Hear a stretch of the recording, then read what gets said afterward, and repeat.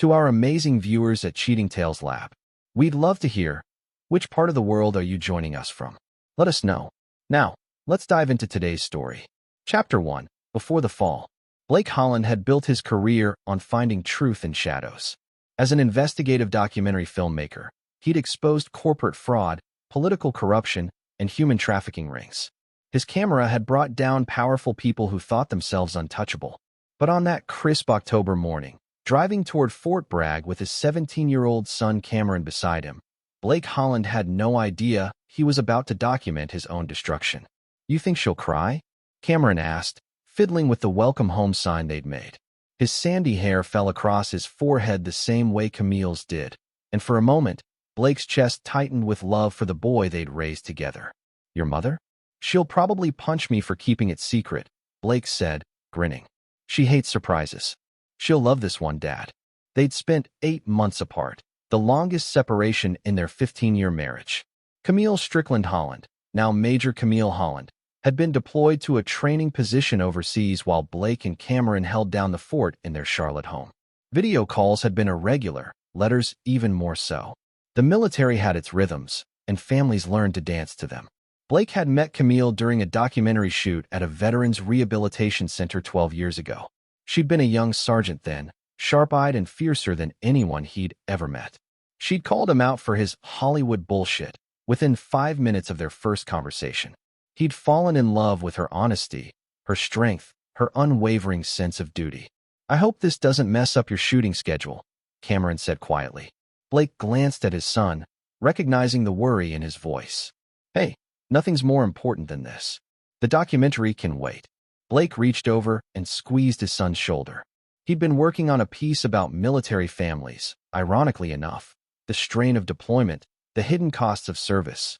He'd interviewed dozens of spouses and children, recorded their tears and their strength, never imagining he'd soon become his own subject. Cameron had taken his mother's deployment hard. His grades had slipped from straight A's to B's and C's. He'd quit the soccer team. Some nights, Blake heard him crying through his bedroom door. But they'd managed together, father and son against the world, counting down the days until Camille came home. "Dad, can I ask you something?" Cameron's voice had gone soft, the way it did when he was working up courage. "Anything, Cam. Do you ever worry that Mom? That she's different? That the military changed her?" Blake considered the question carefully. In truth, Camille's last few video calls had felt off. Distracted. Her eyes wouldn't quite meet the camera. She'd cut their conversation short, claiming exhaustion or urgent meetings. But Blake had chalked it up to stress, to the demands of command. "Everyone changes, buddy. War changes people. Distance changes people. But the core of who she is, that's still there. Still your mom. Still my wife." Cameron nodded, but something flickered in his eyes. Doubt, maybe. Or prescience. They pulled into the base at 10:47 a.m. The guard at the gate checked Blake's press credentials and visitor authorization, then waved them through. The base sprawled before them, a small city of purpose and discipline. Soldiers in camouflage moved with practiced efficiency. Flags snapped in the October wind.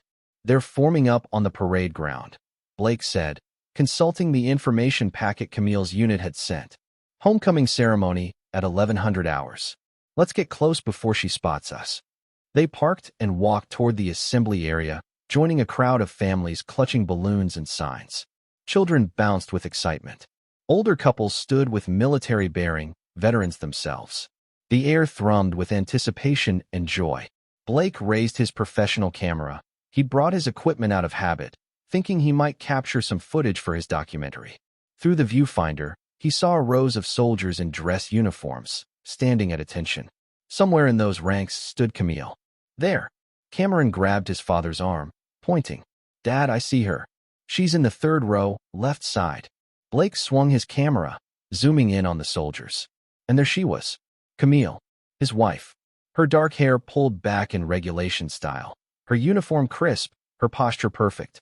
She looked beautiful, strong, like a stranger. "Let's get closer," Blake said, excitement building. "I want to see her face when she sees us." They pushed through the crowd, working their way toward the front. 50 feet away, 40 feet, 30 feet. "Dad, stop." Cameron's voice cracked with urgency. His fingers dug into Blake's bicep, yanking him backward. Don't go further. What? What? Blake turned, confused by the sudden panic in his son's eyes. Cameron was staring at the formation, his face drained of color. His hand shook as he pointed. Dad? Mom's over there. But Dad. His voice dropped to a whisper. Something's wrong. Cam, what are you? Don't look back. Please. But Blake had already turned. He raised his camera again, zooming in past Camille to the soldiers standing beside her. A colonel, his uniform bearing more ribbons than Blake could count. The man was tall, probably 6'3", with graying hair and the kind of weathered face that suggested years of command. Colonel Darren Walter, according to the name tag Blake, could just make out through his lens. And then Blake saw it. The thing Cameron had tried to spare him from seeing. The colonel's hand, hanging at his side. Camille's hand, hanging at her side. Their fingers intertwined, hidden from frontal view by the angle of their bodies, visible only from where Blake and Cameron stood. Blake's camera captured it all in perfect high-definition detail. The intimate way their fingers wove together. The slight lean of Camille's body toward the colonel. And then, most damning of all, Camille turning her head slightly, catching the colonel's eye, and the smile that crossed her face. Not the smile she gave to fellow soldiers. Not the smile she gave to superiors. The smile she used to give Blake. The camera continued recording as Blake's world collapsed. 20 years as an investigative filmmaker had trained him to document everything, to never stop rolling no matter what he saw. His hands operated on autopilot while his heart shattered. Dad, Cameron whispered, tears running down his face. I'm sorry. I'm so sorry. Blake lowered the camera slowly.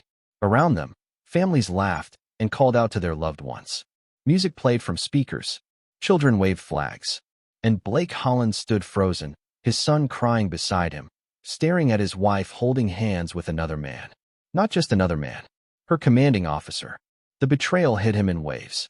8 months. 8 months of faithful video calls and I love you messages. 8 months of Cameron crying himself to sleep while his mother screwed her colonel.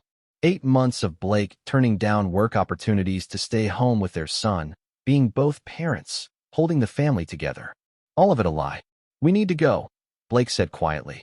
His voice sounded dead even to his own ears. Now. But something in Blake Holland, the part that had spent 2 decades hunting truth and demanding accountability, refused to run.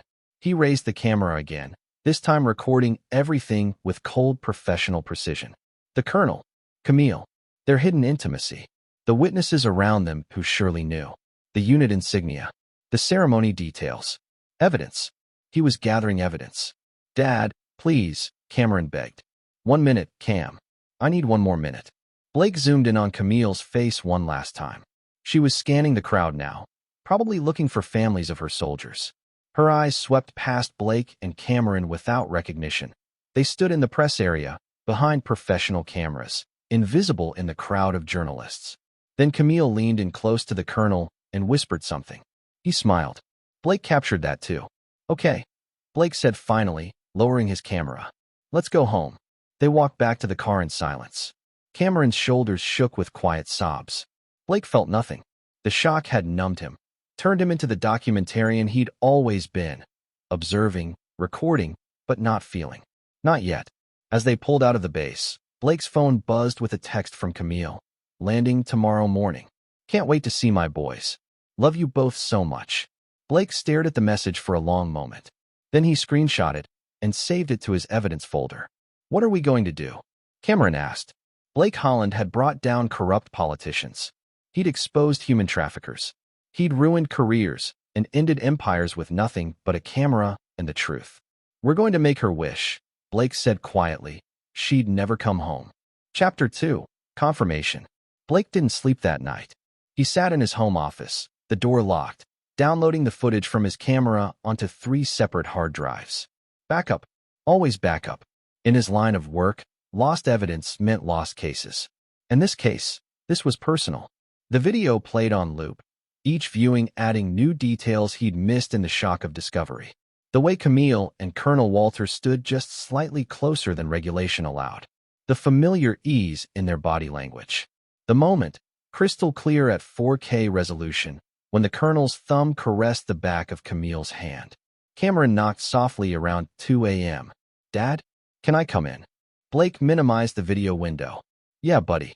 His son entered, eyes red from crying, holding 2 mugs of coffee. He'd made them both, strong and black, the way Blake took his during long editing sessions. The simple kindness of it nearly broke Blake's composure. Couldn't sleep either, Cameron said, sitting down in the editing chair.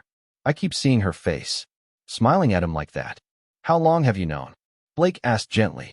Cameron's head snapped up. What? No, I didn't. I swear. Dad, I had no idea until today. But He trailed off, looking miserable. But what? Last month, Mom video called when you were at the grocery store. She seemed off, distracted. Then I heard a man's voice in the background. She said it was just a colleague going over reports, but Cameron's voice cracked. She looked guilty. I didn't want to believe it meant anything. Blake reached over and gripped his son's hand. This isn't on you, Cam. None of this is your fault. What are you going to do? That was the question. Blake had spent the past 6 hours cycling through scenarios. Confrontation, divorce, public exposure. Each option felt simultaneously too harsh and not harsh enough. I need more information first, Blake said. I need to understand how deep this goes. How long it's been happening. Who else knows? You're investigating her. Yes. Cameron nodded slowly, processing this. At 17, he was old enough to understand complexity, to see beyond simple right and wrong. Can I help? Blake's first instinct was to protect his son, to shield him from the ugliness. But Cameron deserved agency in this. His family was disintegrating too. You can help by being strong. Going to school. Acting normal when she gets home tomorrow. Can you do that? I can try. Cameron paused. Dad, whatever you're planning, I'm on your side. Completely. After Cameron left, Blake opened his laptop and began what he did best, investigation. He started with Colonel Darren Walter, age 48, 26 years of military service. Married to Stacy Walter for 18 years. 2 daughters, ages 15 and 12. Decorated officer. Multiple commendations. By all accounts, a model soldier. Blake dug deeper, using the networks he'd built over years of investigative work. A journalist friend at the Army Times. A military lawyer he'd consulted on his documentary. A Pentagon source who owed him a favor. By dawn, he had a profile. Colonel Darren Walter had a reputation. Not officially. Nothing in his file, nothing actionable. But whispers followed him. Too friendly with female subordinates. A wife who seemed increasingly absent from military functions. 3 different postings in 5 years, which suggested either excellent career progression or someone staying ahead of consequences. Blake found Stacy Walter's social media. Her posts told a story. A woman trying to maintain normalcy while her husband repeatedly deployed or relocated. Photos of her daughters at school events. Always just mother and daughters, no father in sight. Her smile looked increasingly strained as the timeline progressed. The most recent posts, from 3 months ago, had stopped entirely. At 6 a.m., Blake called Hugh Olson, his oldest friend and sometime cameraman on documentary projects. This better be good, Hugh growled. I'm not even awake yet. I need a favor. A big one. Something in Blake's voice must have registered because Hugh's tone shifted immediately. What happened? Camille's having an affair. With her commanding officer. I need to know everything about him, about her, about what's been happening overseas. And I need it documented so thoroughly that when this goes public, there's no room for doubt. Silence on the line. Then, Jesus, Blake. I'm sorry. Don't be sorry. Help me nail them. When do we start? She lands at Charlotte Douglas at 9:45 a.m. I need surveillance on her from the moment she hits the ground. Cell phone records if you can get them. Travel receipts. Everything. Blake, what you're describing, some of that's illegal without a warrant. I know. Another pause. You're really doing this. I'm really doing this. Okay. Give me 2 hours to pull together some equipment and a team. Blake hung up and stared at the wall of his office. Photos from his career covered it. Powerful people caught in moments of truth. A senator's face when confronted with evidence of bribery. A CEO realizing her empire was about to collapse. A human trafficker breaking down during interrogation. He'd always believed in accountability. In consequences.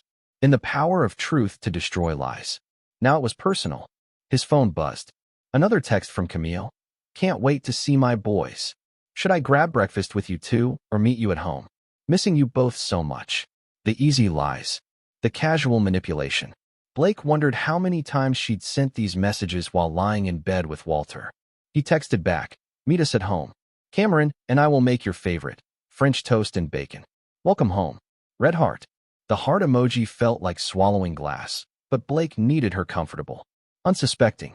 At 9 a.m., Blake woke Cameron and they drove to the airport in silence. Blake had coached his son during the drive. "Act happy. Hug her. Tell her you missed her. We need time to prepare." "Understand." Cameron nodded, his jaw tight. "I can do it." "I know you can, buddy. You're stronger than you know." They parked and walked into the arrivals terminal. Hugh texted that he was in position with camera equipment, filming from a distance. Blake had 3 other cameramen from his documentary crew positioned around the airport, all instructed to document everything. At 10:15 a.m., Camille emerged from the terminal in civilian clothes, jeans, and a black sweater that Blake had bought her for their anniversary 2 years ago. She looked tired but beautiful. Her face lit up when she saw them. "My boys." She dropped her bag and ran toward them, arms outstretched. Cameron reached her first. Blake watched his son embrace his mother, saw him bury his face in her shoulder to hide his tears, tears of loss, not joy. But Camille wouldn't know the difference. Then it was Blake's turn. She wrapped her arms around him, and he smelled her perfume. Something new, something he'd never bought her, and felt the unfamiliarity of her body after 8 months apart. "I missed you so much," she whispered into his ear. "We missed you too," Blake said, and meant it. He missed the woman he'd thought she was. They collected her luggage and walked to the car. Camille chattered about the flight, about how good it felt to be home, about all the things she wanted to do as a family. Blake nodded and smiled and hated every second of it. His phone buzzed with a text from Hugh. "Got it all. Meeting you at your place in an hour." At home, Cameron and Blake served the promised breakfast while Camille showered. Blake noticed she'd taken her phone into the bathroom with her.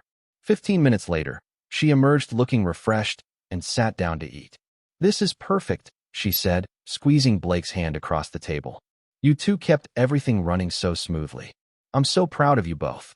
"We had a good system," Blake said evenly. "Cam and I became quite the team." "I bet." Camille turned to Cameron. "How's school? You've been quiet about your grades and our calls." "Fine," Cameron said, pushing food around his plate. "Just busy." Camille frowned slightly, but didn't push. "Well, I'm home now. We can get back to normal." Normal. As if such a thing existed anymore. Blake's phone buzzed again. A text from Ian Lawson, the family lawyer. "Got your message. Come by this afternoon. Bring everything you have." "Honey," Blake said carefully. "I need to run out for a few hours. Documentary business. You and Cam can catch up." Camille's face fell. "Already? I just got home." "I know, I'm sorry. But it's urgent. I'll be back by dinner." He kissed her forehead, a Judas kiss, and left. Hugh was waiting in Blake's office downtown. 3 hard drives and a laptop spread across the desk. "Tell me you got something," Blake said. Hugh turned the laptop screen toward him. "I got everything." The surveillance footage showed Camille walking through the airport, pausing to text someone, smiling at her phone. Hugh had hacked into the airport's Wi-Fi. Technically illegal, but Blake didn't care, and captured her message. "Home safe. Miss you already. Can't wait for Denver." The reply came from a number Hugh had traced to Colonel Darren Walter. 3 weeks. "I'll make the reservations." "They're planning another meeting," Blake said flatly. "Denver in 3 weeks. There's more." Hugh pulled up bank records. "Camille's been using a credit card you don't know about. See these charges? Hotels in different cities during her supposed training exercises. Always paired with charges from Walter's card at the same locations." Blake studied the evidence. 5 different cities over the past 4 months. Always weekend trips. Always the same pattern. "How long?" he asked quietly. Hugh pulled up earlier records. "Best I can tell, 6 months. Started about 2 months after her deployment. 6 months of lies. 6 months of betrayal while Blake raised their son alone and waited faithfully for her return." "There's something else," Hugh said. "I talked to my contact at the base. Walter has a history. This isn't his first affair with a subordinate. But he's connected. His father-in-law is a retired general with Pentagon influence. That's how he keeps getting promoted and transferred before scandals catch up. So he's done this before. At least twice that my source knows about. Both times, the women were quietly reassigned. Career damage for them, nothing for him." Blake felt cold fury settling into his bones. "What about Walter's wife?" Hugh pulled up surveillance photos of Stacy Walter, a thin woman with tired eyes, photographed outside a lawyer's office in Colorado Springs 2 days ago. She knows, Hugh said. Filing for divorce, according to my source at the firm. Walter doesn't know yet. She's been gathering her own evidence. An idea began forming in Blake's mind. Get me her contact information. Blake, what are you planning? Something they'll never see coming. Chapter 3. The Architect. Blake stood in Ian Lawson's law office, looking out at the Charlotte skyline while Ian reviewed the evidence spread across his conference table. The lawyer, 58 years old, gray-bearded, and ruthless in court, had handled Blake's business contracts for years. Now he was handling Blake's marriage dissolution. This is airtight, Ian said finally. Video evidence, financial records, text messages, travel documentation. You could file for divorce today and walk away with everything. I don't want a divorce, Blake said quietly. Ian looked up sharply. Blake, not yet. Not like this. Then what do you want? Blake turned from the window. I want them destroyed. Both of them. I want their careers ended, their reputations ruined, their lies exposed so thoroughly that everyone knows exactly who they are. Ian leaned back in his chair, studying his client. That's not legal advice you're asking for. No, it's strategy. A slow smile crossed Ian's face. Tell me what you're thinking. Blake laid out his plan. It had been forming since the airport, crystallizing as Hugh's evidence piled up. It was elaborate, possibly illegal in places, and would require perfect execution. But Blake Holland hadn't built a career on safe, easy documentaries. He'd built it on exposing truth, no matter how ugly. Colonel Walter has protected status through his father-in-law, Blake began. But his wife is filing for divorce. She has her own evidence, but it's focused on financial infidelity and neglect. What if we combined our cases? You want to team up with Walter's wife? I want to give her the ammunition to destroy him completely. In exchange, she helps me expose Camille's conduct. A superior officer having an affair with a subordinate is a court-martial offense. Camille loses her career. Walter loses everything: career, family, reputation. And you? Ian asked. What do you get? Custody of Cameron, the house, and the satisfaction of watching them face consequences. Ian tapped his pen against his legal pad. It's risky. If Camille catches wind of this before you're ready, she could cover her tracks. Walter definitely has the connections to bury evidence. That's why we move fast, and we move completely. Like a documentary, gather all the footage, edit it into something undeniable, then release it all at once. No warning. No chance to spin the narrative. You'll need military cooperation. Someone inside who can ensure the evidence reaches the right channels. Blake pulled out his phone and showed Ian a text exchange from that morning. Elizabeth Osborne, military prosecutor stationed at Fort Bragg. She's been investigating Walter for the past 2 years on suspicion of fraternization and abuse of authority. She's had pieces, but never enough to prosecute. I'm about to give her a complete case. Ian whistled low. You've been busy. I haven't wasted 20 years learning how to bring down powerful people. They spent the next 3 hours planning. Ian would handle the legal framework, divorce papers ready to file, custody arrangements, financial asset protection. Blake would continue surveillance and evidence gathering. And together, they'd coordinate with Stacy Walter and Elizabeth Osborne to build a case so comprehensive that no amount of military influence could bury it. One question, Ian said as Blake prepared to leave. Cameron, does he know what you're planning? He knows I'm not letting this go. He's going to be caught in the crossfire. His mother's career ending, public scandal, media attention. Are you prepared for that? Blake thought about his son crying in the car yesterday. About 8 months of Cameron suffering through his mother's absence, while she betrayed them both. About the years of lies Cameron would uncover as this played out. Cameron deserves the truth, Blake said. And he deserves to see that actions have consequences. His mother taught him about honor and duty. Now he'll learn that those words actually mean something. That evening, Blake sat Cameron down in the office. I need to tell you what I'm planning, Blake said. Because it's going to get ugly, and you deserve to know what's coming. He laid it out, the evidence, the strategy, the timeline. Cameron listened in silence, his face cycling through emotions. Shock, anger, sadness, and finally, grim determination. When? Cameron asked. 3 weeks. When they're supposed to meet in Denver. That's when we spring it. Why wait? Because we need them to commit more evidence. I need video of them together in Denver, need more documentation of the affair. The more evidence we have, the less they can deny or minimize. Cameron nodded slowly. And Mom, does she suspect anything? No. She thinks she's gotten away with it. That's her mistake. Dad, Cameron's voice cracked. Is there any chance this is all wrong? That maybe there's an explanation?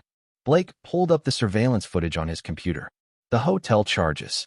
The text messages. The video from the base. He let Cameron see all of it.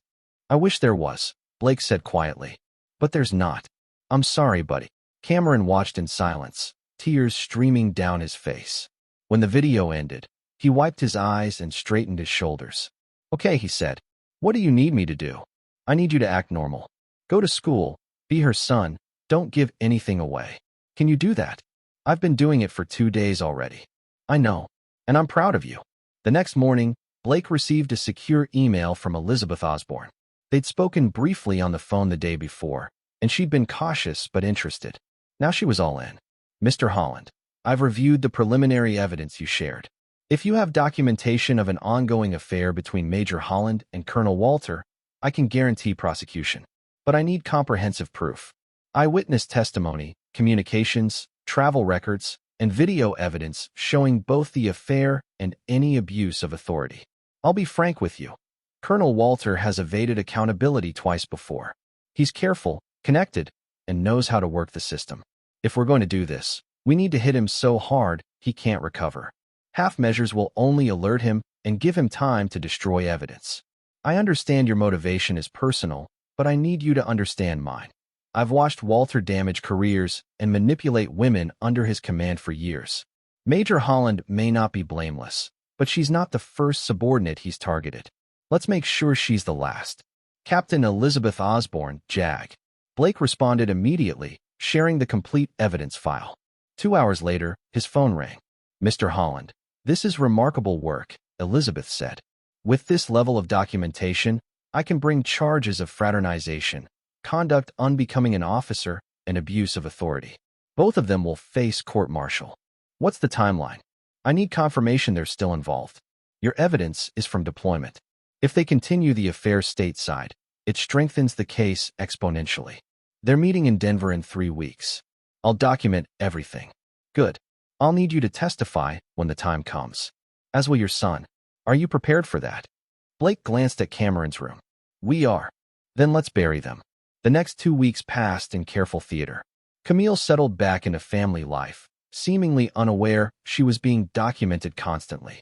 Blake had cameras throughout the house, legal in North Carolina for homeowners to record their own property, capturing every moment. She video called Walter when she thought Blake and Cameron were asleep. Blake recorded it all. She made plans for Denver, claiming it was a military reunion. Blake traced the hotel reservation to the same credit card she'd used for previous affairs. She told Cameron she was proud of him for holding the family together. Blake captured that too, the ultimate hypocrisy. And every night, Blake edited footage in his office, building a documentary that would serve as prosecution evidence. He called it The Homecoming and structured it like his other investigative pieces: establish the relationship, show the betrayal, document the pattern, prove the case. Hugh came by one evening to review the rough cut. Jesus, Blake, he said when it finished. This is devastating. It needs to be. What about afterward? When this all comes out? What about it? Your career. You've built your reputation on objective documentary work. This is deeply personal.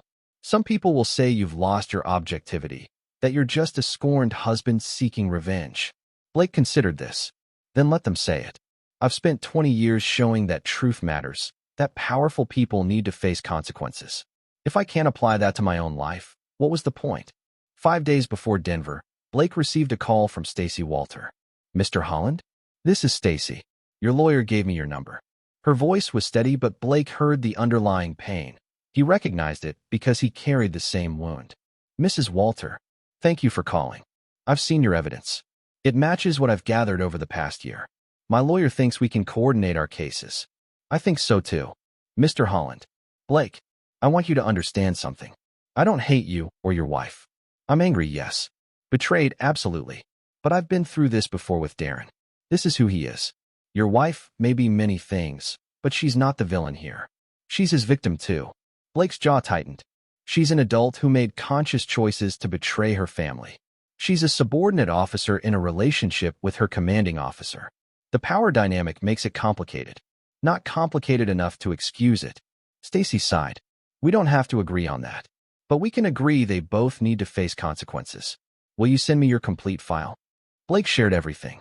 2 hours later, Stacy called back. This is more than I had. Much more. With this, my divorce becomes simple. And Darren, he won't just lose his career. He'll lose his pension, his reputation, possibly face criminal charges.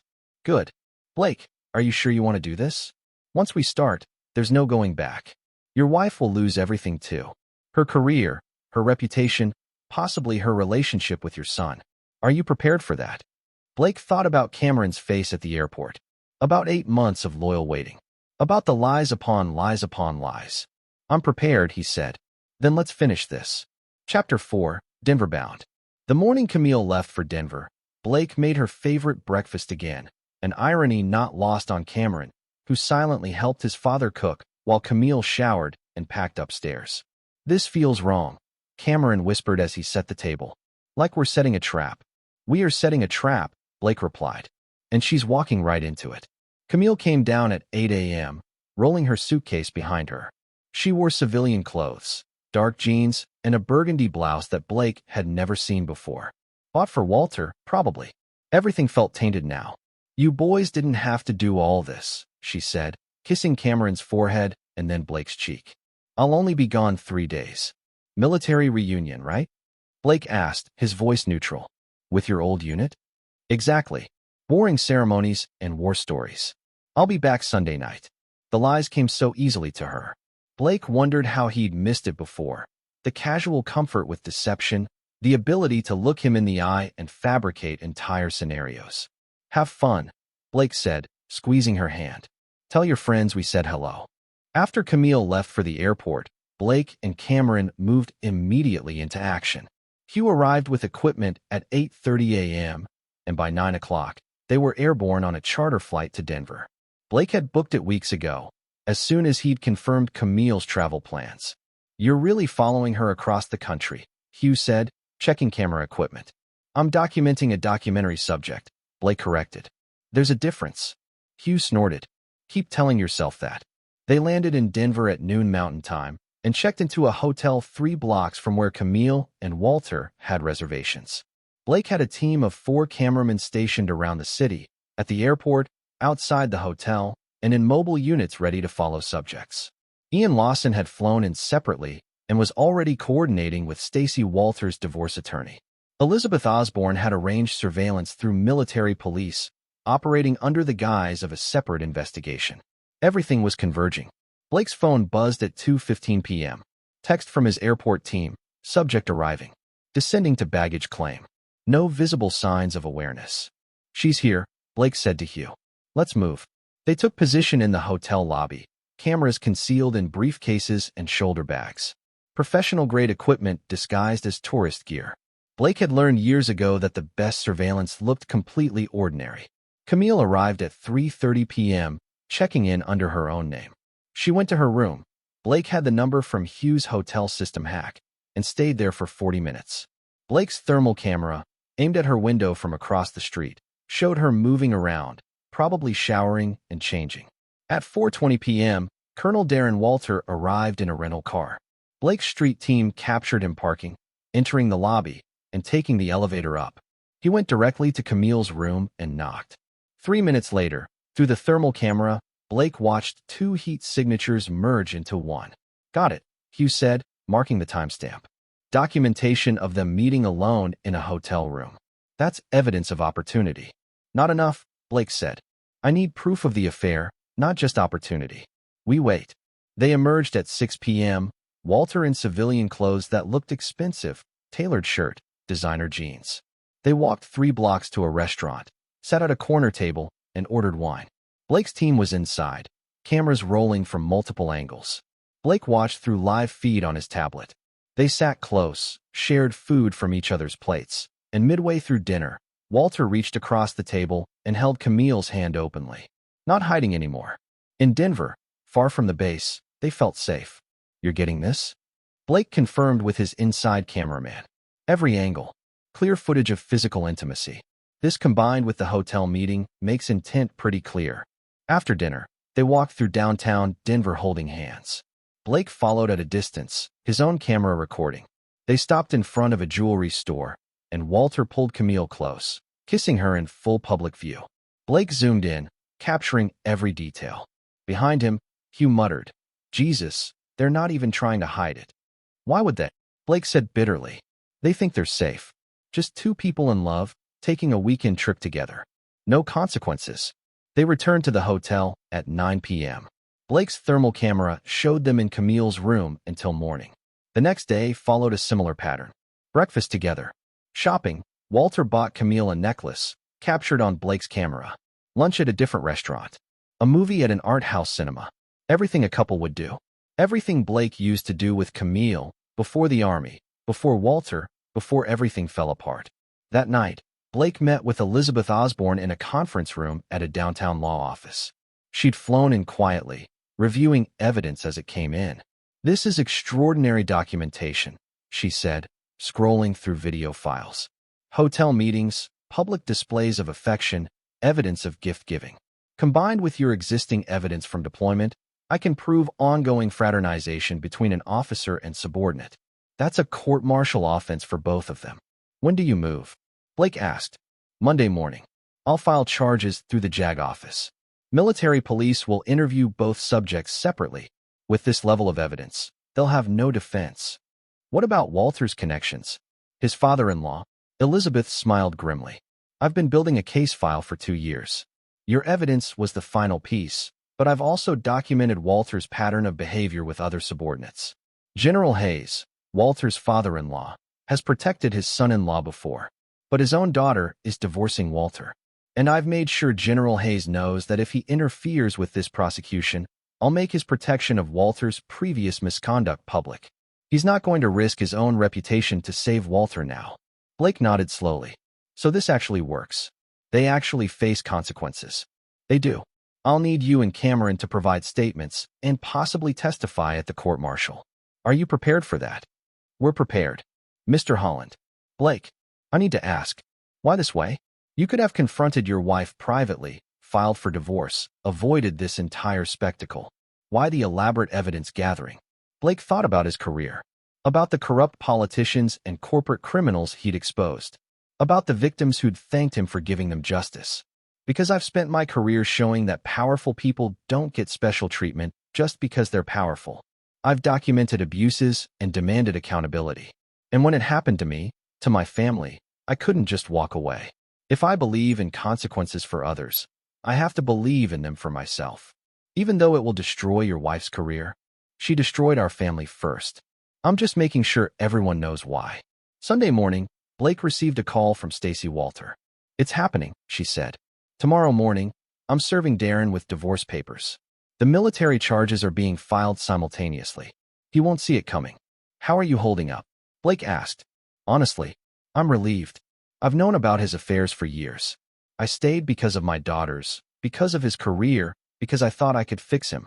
But you can't fix someone who doesn't think they're broken." "Mrs. Walter." "Stacy, please." "Stacy, thank you for coordinating this. I know it's not easy. We're survivors, Blake. We survived betrayal. Now we make sure they survive consequences." Camille's flight back to Charlotte left at 3 p.m. Blake and Hugh caught an earlier flight, arriving home by 6 p.m. Cameron was waiting with their neighbor, Mrs. Beatrice Cornell, who'd agreed to stay with him while Blake was away. "How was your trip?" Mrs. Cornell asked innocently. "Productive," Blake said. "Got everything I needed." After she left, Cameron looked at his father. "So it's done? You have everything?" "Everything. What happens tomorrow?" "Tomorrow, your mother's world ends." Chapter 5. The Reckoning Begins. Camille returned home Sunday night exhausted, but happy. Or at least, she performed happiness well. Blake watched her unpack, hanging clothes that smelled like unfamiliar cologne, and felt nothing but cold satisfaction. "How was your reunion?" he asked. "Good. Exhausting. You know how it is. Lots of old stories and catching up." She yawned. "I'm going to shower and go straight to bed." "Sounds good. I'll see you in the morning.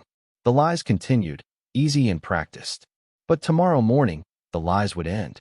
Blake stayed up late in his office, reviewing final documentation with Ian Lawson via video call. Elizabeth Osborne is filing charges at 0800 tomorrow, Ian said. Military police will bring in both Walter and your wife for questioning at 0900.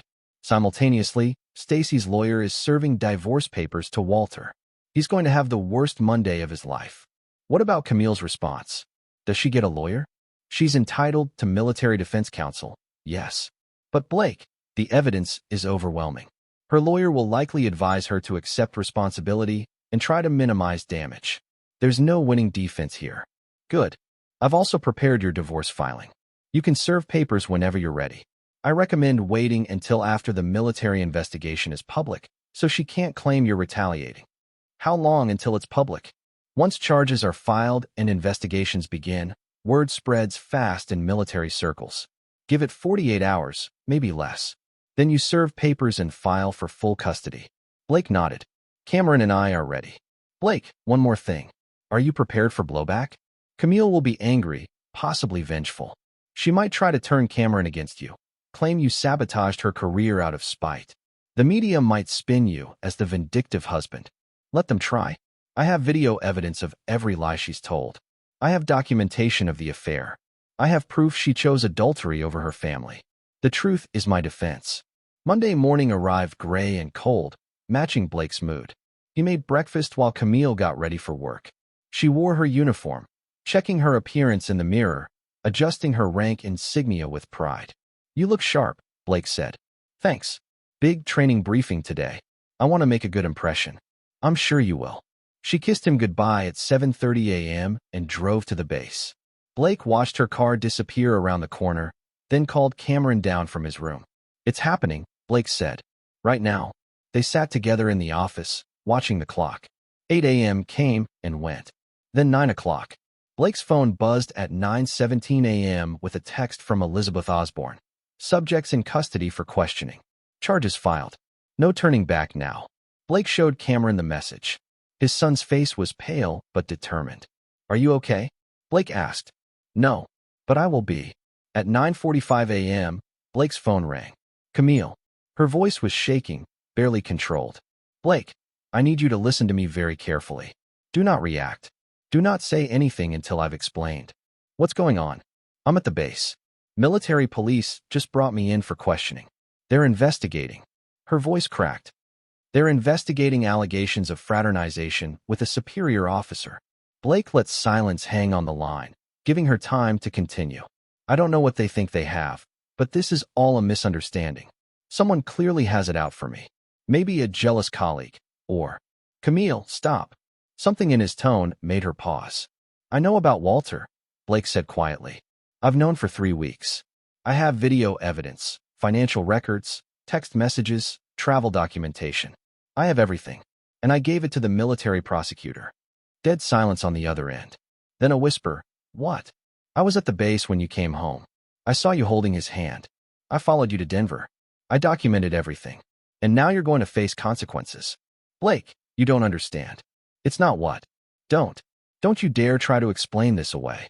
I watched you lie to me every day for 3 weeks. I watched you tell Cameron you were proud of him for holding our family together while you were destroying it. I have all of it on camera. Her breathing was ragged now. Why would you do this? If you knew, why didn't you just tell me? We could have worked this out. Could we? Could we have worked out 6 months of betrayal?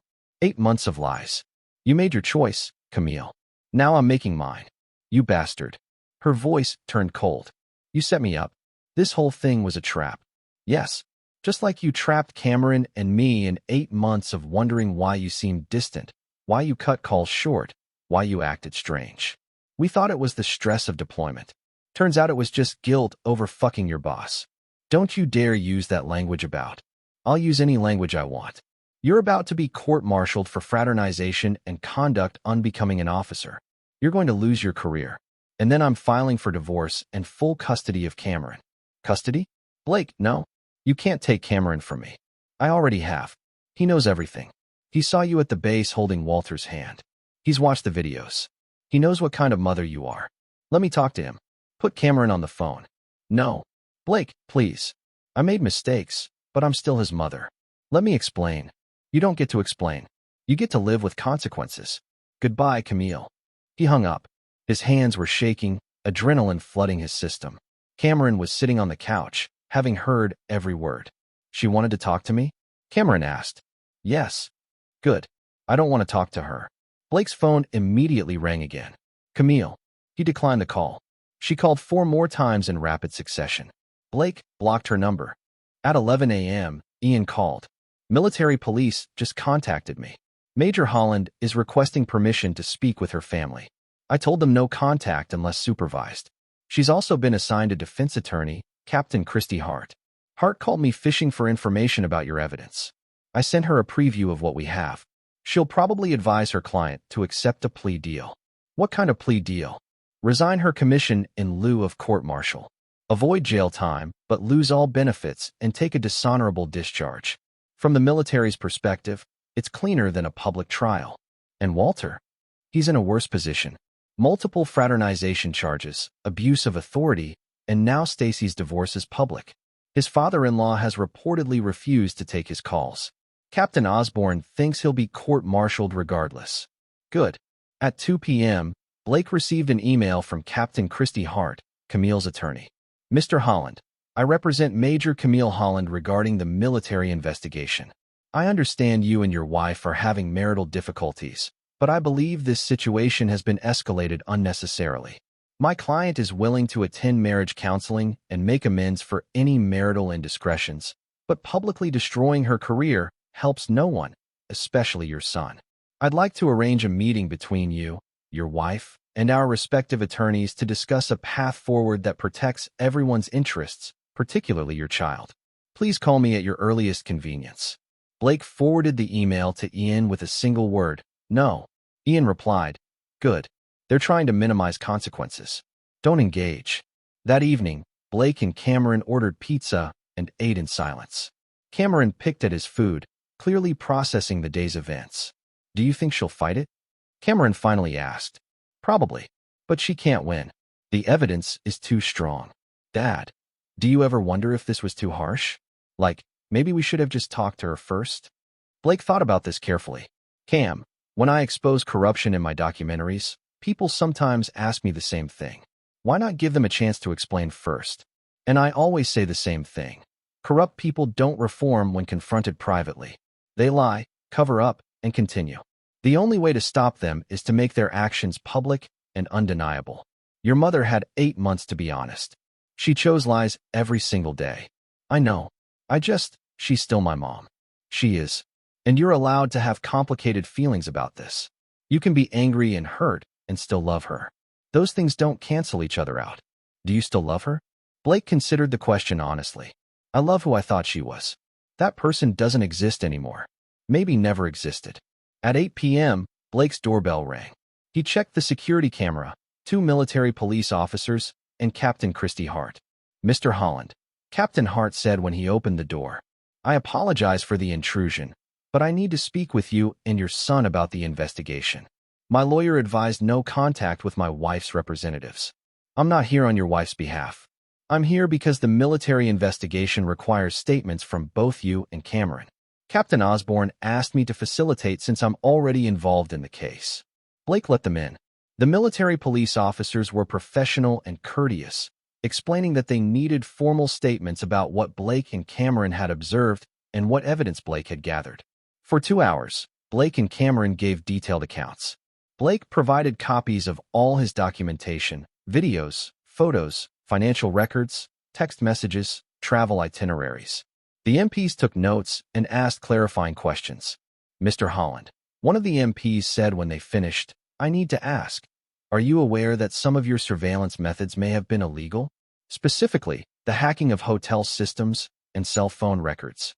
I'm aware, Blake said calmly, and I'm prepared to face any consequences for my methods. But the evidence of the affair is overwhelming even without the questionably obtained material. Video footage from public places, witness testimony, and travel records are all legally obtained. The MP nodded. Just wanted that on record. To be honest, we see this kind of thing more often than you'd think. Spouses gathering evidence. Usually it's admissible as long as the core facts are verified through legal means. After they left, Cameron looked exhausted. Is it always like this? Your investigations? Sometimes. The truth is often buried under layers of lies. You have to dig through all of it, document everything, until there's nowhere left to hide. And people always fight back? Always. No one thinks they're the villain of their own story. Your mother probably believes she's the victim here, that I'm the one being unreasonable. But she cheated. She lied to us. I know, buddy. But people have incredible capacity for self-deception.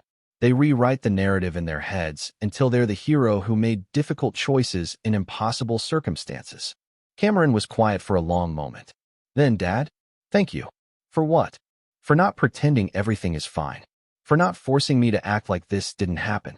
Some of my friends' parents got divorced, and their parents made them pretend everything was okay, like nothing had changed.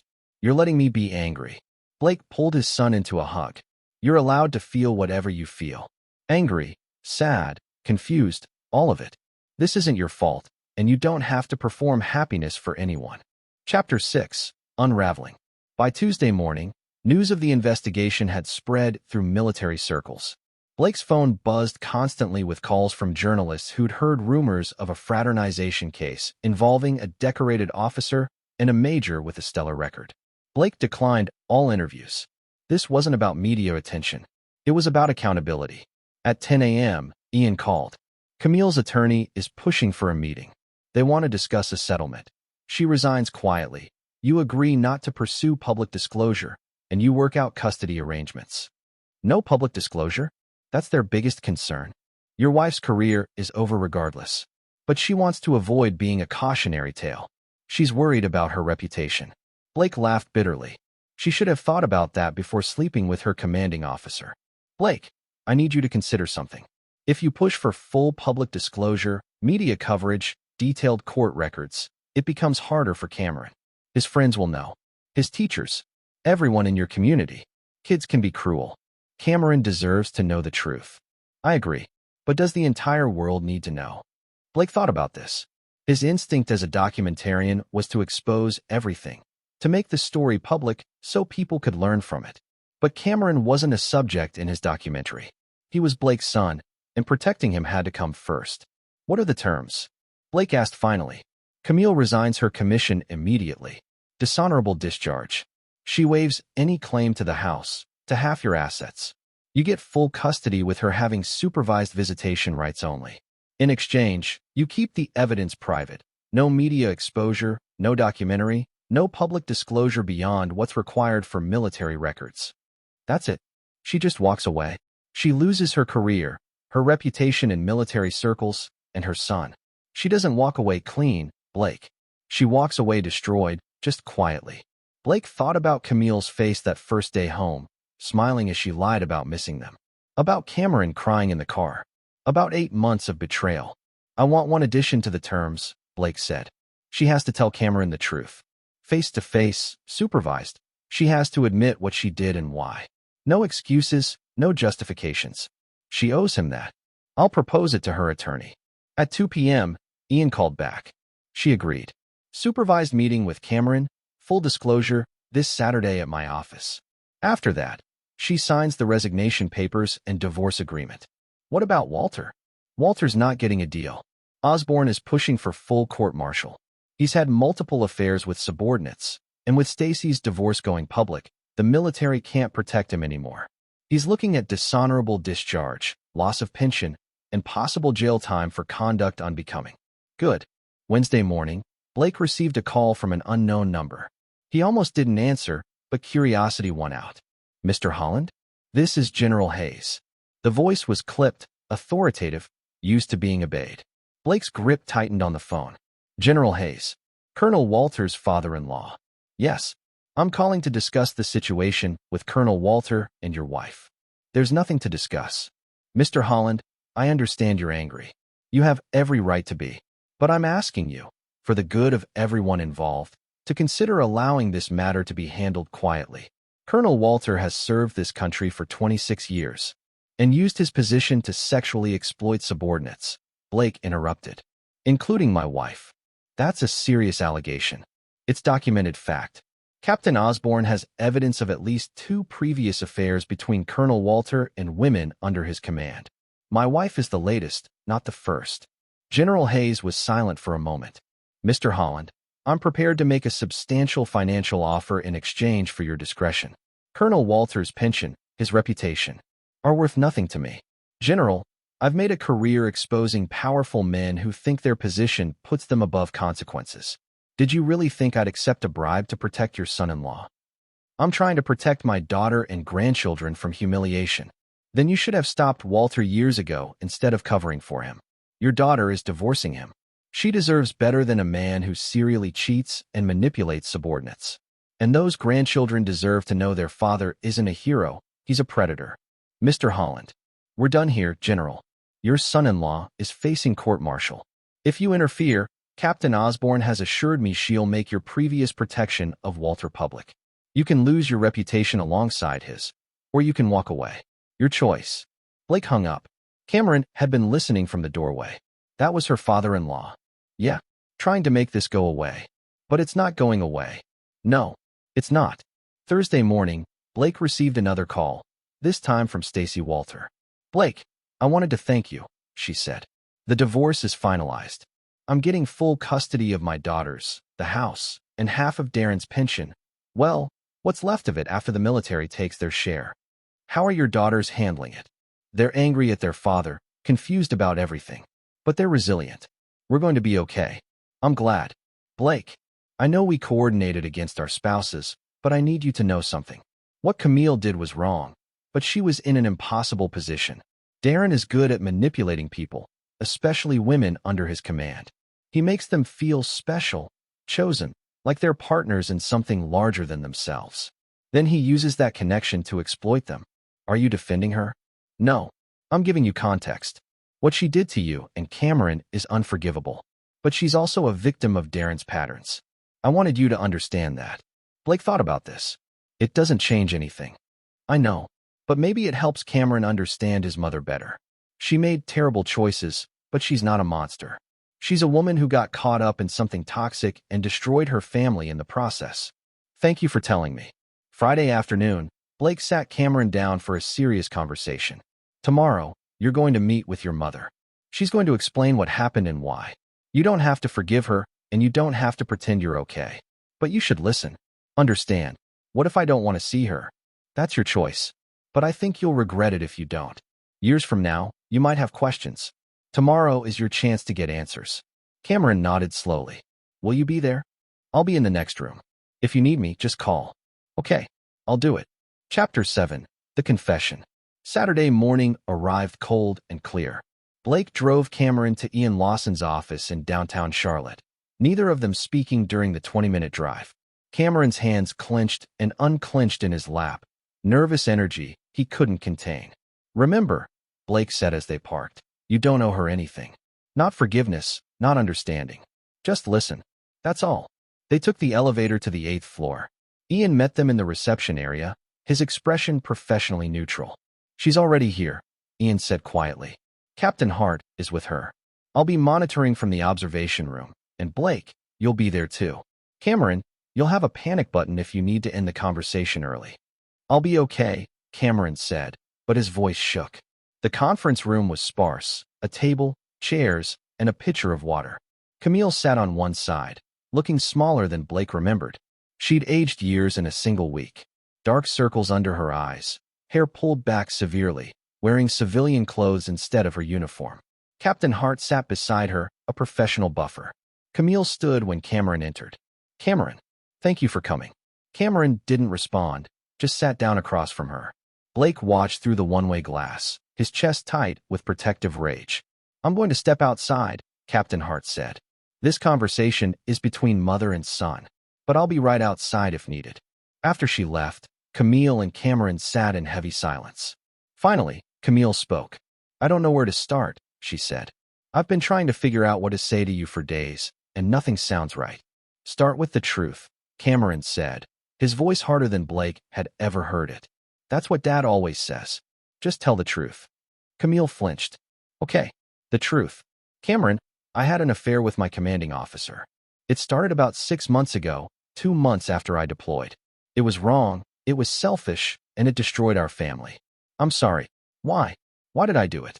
Because I was lonely and scared, and Colonel Walter made me feel important. He paid attention to me when I felt invisible. He made me feel like I mattered. You mattered to us. Cameron's voice cracked.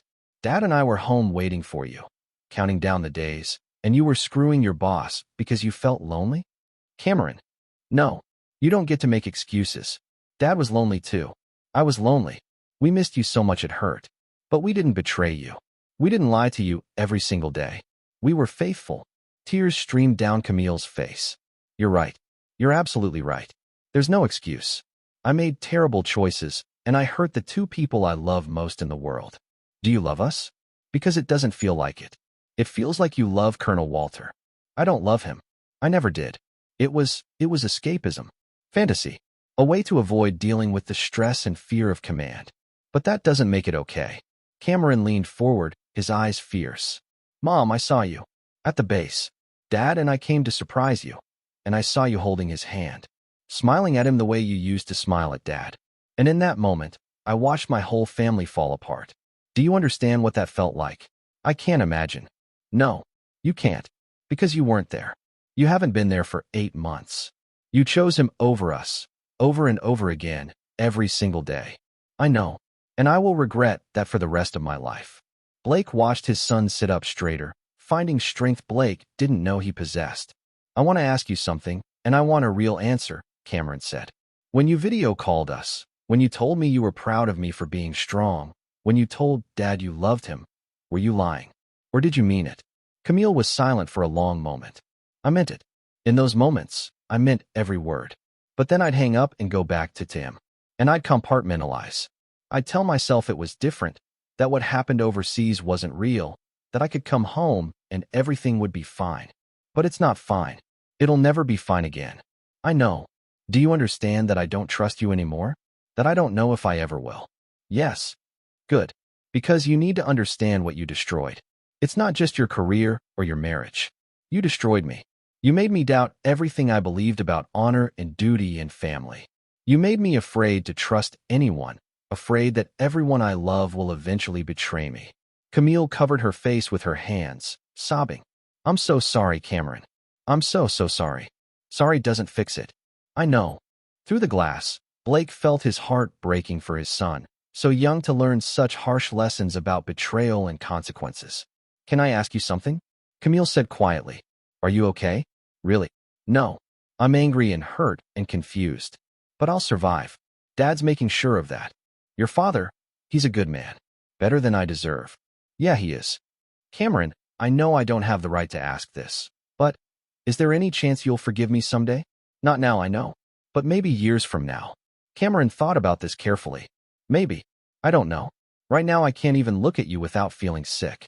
But Dad says I'm allowed to have complicated feelings, that I can be angry and still love you eventually. So maybe someday. But not today. That's fair. Mom? One more question. If you could go back, if you could do it over, would you choose differently?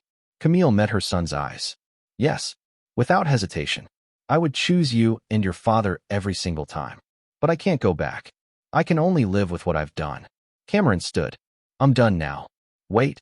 Camille reached for his hand, but Cameron stepped back. Don't touch me. Please. Okay. I understand. Camille's voice was barely a whisper. Cameron, I love you. I know that doesn't mean much right now, but I need you to know. I love you too, Mom. But I don't like you very much right now. Cameron walked out. Blake met him in the hallway, pulling his son into a tight embrace.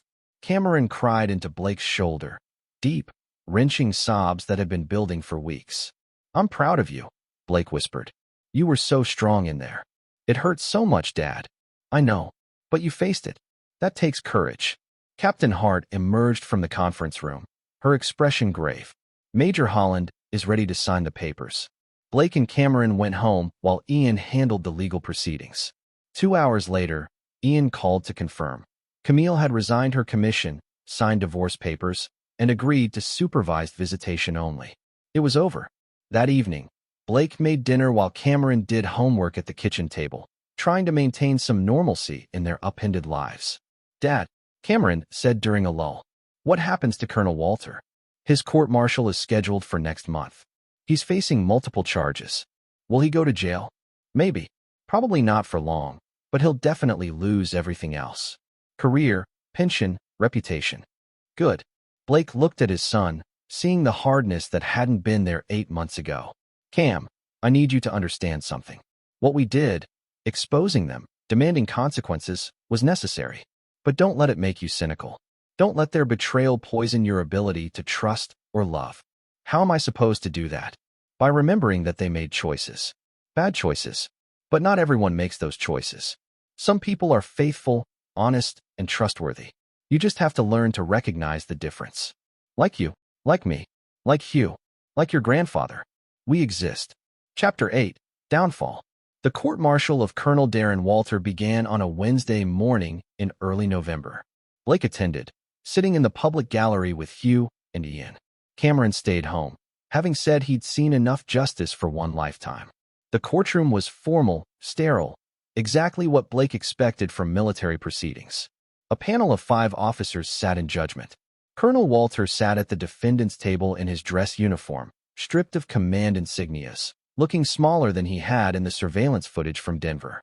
Captain Elizabeth Osborne prosecuted with clinical precision. She entered into evidence Blake's videos, the hotel records, testimonies from soldiers at the base who'd witnessed inappropriate conduct.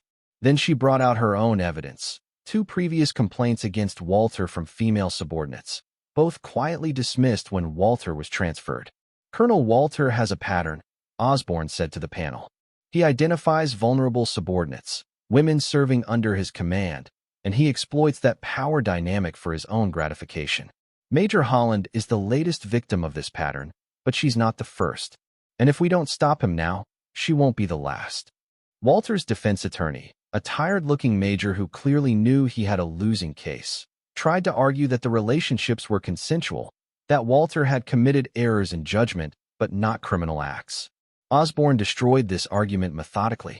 There is no such thing as a consensual relationship between a commanding officer and a subordinate. The power imbalance makes genuine consent impossible. Colonel Walter used his rank, his authority, and his position to pursue affairs with women who could not refuse him without risking their careers. She called Stacy Walter to testify. Darren's soon-to-be ex-wife took the stand with quiet dignity, describing years of infidelity, lies, and manipulation. He would tell me it was work stress, Stacy said, that he needed space to decompress. Then I'd find hotel receipts, phone records, evidence of other women. When I confronted him, he'd apologize, promise to change, swear it was the last time. But it never was. Why did you stay? Osborne asked. For my daughters. For his career. Because I believed marriage meant working through problems. But there comes a point when working through problems becomes enabling abuse. I reached that point when I saw Mr. Holland's evidence. When I realized Darren wasn't going to change, that this was who he was. Blake watched Walter throughout the testimony. The colonel sat stiffly, his face carefully neutral, but Blake saw the cracks. The tension in his jaw. The way his hands gripped the table. This was a man watching his carefully constructed life crumble. Good. On the second day, Osborne called Blake to testify. He took the stand and swore to tell the truth, something he'd always done, even when it hurt. Mr. Holland, please describe for the panel what you witnessed on October 14th at Fort Bragg. Blake recounted the homecoming, the moment Cameron saw Camille and Walter, the hidden hand-holding, the intimate body language. And after this discovery, what did you do? I began documenting everything. I'm an investigative documentarian. It's what I do. I followed them to Denver. I recorded their public displays of affection, their hotel meetings, their purchases together. I gathered financial records, text messages, travel itineraries. I built a comprehensive case proving the ongoing affair. Why? Osborne asked. Why go to such lengths? Blake looked directly at Colonel Walter. Because I've spent 20 years exposing people who abuse power, politicians who exploit their constituents, executives who defraud their employees, predators who manipulate the vulnerable. Colonel Walter is all of those things. He used his rank to pursue an affair with a subordinate. He manipulated my wife, and he destroyed my family. I wanted to make sure he faced consequences. Walter's attorney cross-examined, trying to paint Blake as a vindictive husband seeking revenge. Isn't it true, Mr. Holland, that you were motivated by personal anger rather than justice? Yes, Blake said simply. I was angry. My wife betrayed me, and Colonel Walter facilitated that betrayal. But anger doesn't make the evidence less valid. He still committed fraternization. He still abused his authority. My motivation doesn't change his actions. But you went to extraordinary lengths. I did my job. I investigated, I documented, and I presented evidence. That's what I do professionally. The fact that this was personal doesn't make it less legitimate. On day 3, the panel deliberated for 4 hours. Then they returned with their verdict.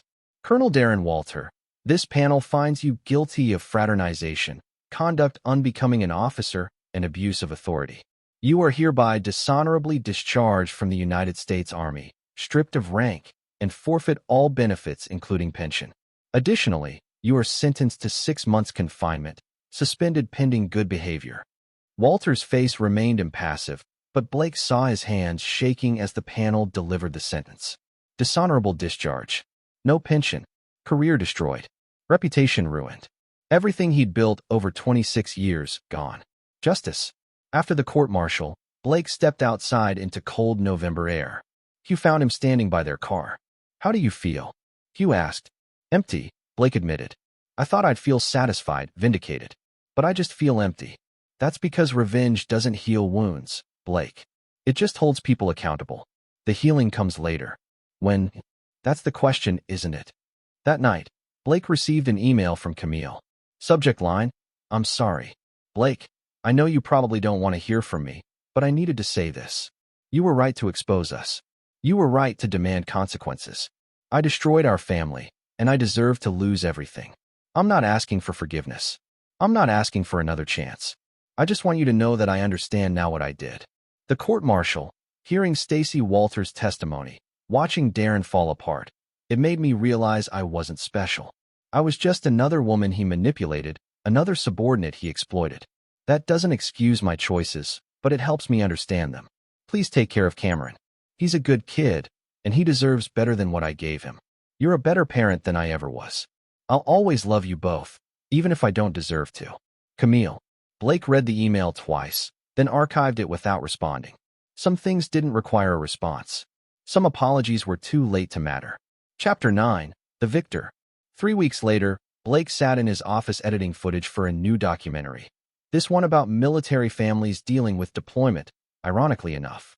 He decided to continue the project, using his own experience to inform the narrative. Not as revenge or exposure, but as honest exploration of how deployment strains families and what happens when those strains break them. Cameron knocked on the office door. Dad, can we talk? Always, buddy. Come in. Cameron sat down in the editing chair, looking more relaxed than he had in months. School was going better. He'd rejoined the soccer team. He smiled more often now. I've been thinking about Mom, Cameron said. Yeah? What about her? I think I want to see her again. Not regularly or anything, but maybe supervised visits, like the agreement says. I'm still angry, but I miss her too. Is that weird? Not weird at all. That's called being human. Will you be okay with it? I know you hate her. I don't hate her, Blake said thoughtfully. I hate what she did. There's a difference. And if you want to have a relationship with her, I'll support that. She's your mother. You get to decide what that means. Thanks, Dad. Cam, I'm proud of you, you know. The way you handled all this, the strength you showed. It's remarkable. I learned from you. That afternoon, Blake received a call from Elizabeth Osborne. Mr. Holland, I wanted to update you on Colonel Walter. He's appealing the dishonorable discharge, claiming the evidence was obtained improperly. Will it work? No. The Military Review Board has already dismissed the appeal. He's grasping at straws. And the 6-month sentence. He'll serve 3 months, then be released on supervised probation. After that, he's a civilian with a dishonorable discharge on his record. Good luck finding decent employment with that. Blake allowed himself a moment of satisfaction. Thank you for everything, Captain Osborne. You made this possible. You made it possible by gathering evidence.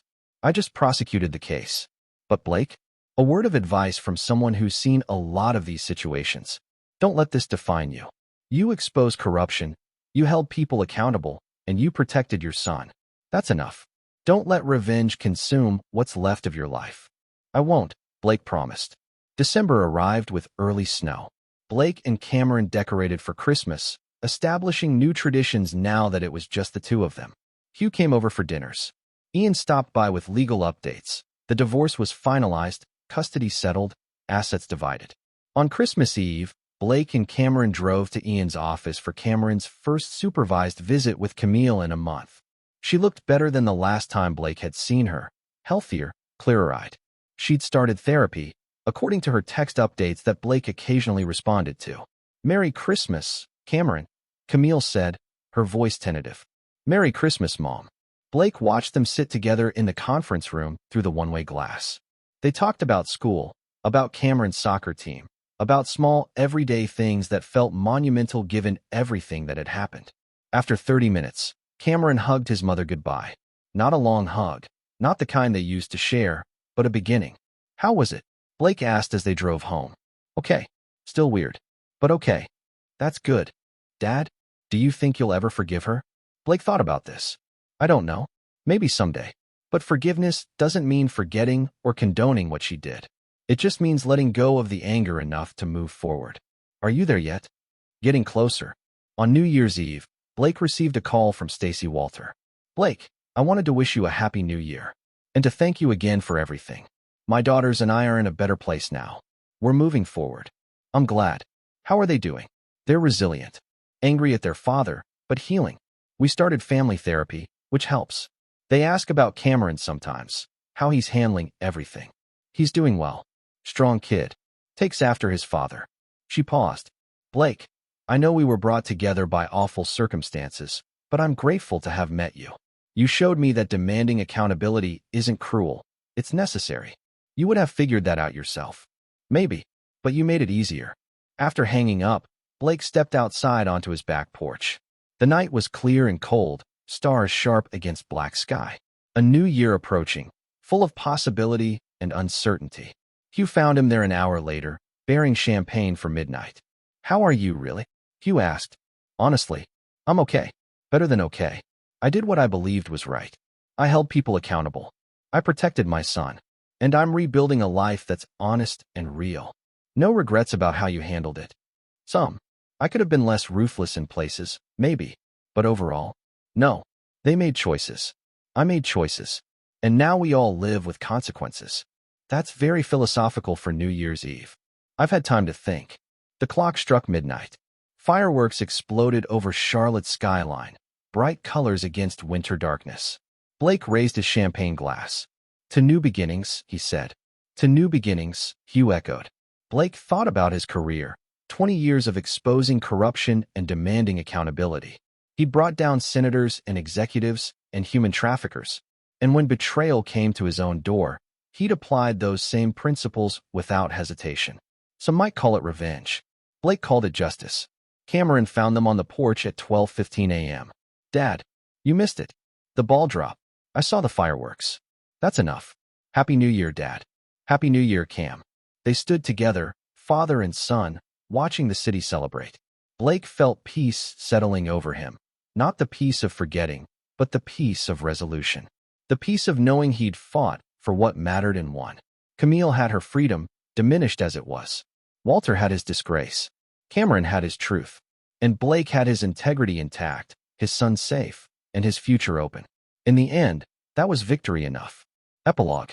6 months later, Blake released his documentary Deployment's Cost. It explored military families dealing with separation, infidelity, and betrayal. He didn't name Camille or Walter specifically, but used their story as a framework for understanding how deployment strains relationships and what happens when those strains break marriages. The documentary won awards. Blake donated the proceeds to military family support organizations. Cameron graduated high school with honors and chose to attend college close to home, wanting to stay near his father. He saw Camille once a month, supervised visits that slowly became less tense, though their relationship would never be what it once was. Camille found work as a logistics consultant for private companies, her military experience valuable even without her rank. She attended therapy, paid her child support, and slowly rebuilt a life defined by consequences rather than escapes. Colonel Darren Walters served his 3-month sentence and emerged to find himself unemployable in his field. His daughters refused contact. Stacy moved to Colorado with the girls and remarried 2 years later. Walter faded into obscurity, a cautionary tale whispered in military circles. Elizabeth Osborne was promoted to major and continued prosecuting military misconduct cases, using Blake's documentation methods as a training model for investigators. And Blake Holland continued his work, exposing corruption and demanding accountability. But now he understood viscerally what his subjects felt: the pain of betrayal, the necessity of consequences, and the long, difficult road to healing. He'd always believed that truth mattered, that actions had consequences, and that justice was worth fighting for. He still believed it. And this time, he'd proved it in the arena that mattered most, his own life. This is where our story comes to an end. Share your thoughts in the comments section. Thanks for your time. If you enjoy this story, please subscribe to this channel. Click on the video you see on the screen, and I will see you there.